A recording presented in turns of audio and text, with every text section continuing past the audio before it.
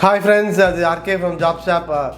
Today's topic is about why so many people change career at the age of 30. As many people enter the workforce, a lot of changes can occur between the ages 18 and 30.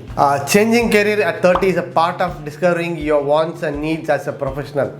By this time in your life, you may realize your interests have changed, your career goals have changed. You may also find that the initial career path that you choose differs from the one you visioned or no longer suits your lifestyle.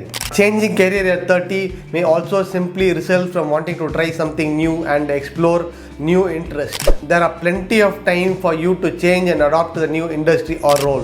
When you do a self-discovery, you find a career that better fits your personality and your skill set. Did you know that Jeff Bezos was 30 years old when he decided to quit his job as senior vice president to start Amazon? Your 30 can be the ideal time to reinvent your career. At this point, you have some substantial life experience by the time you reach 30 years. Solid set of transferable skills and a strong professional network. Plus, you are more financially stable than you were a decade earlier.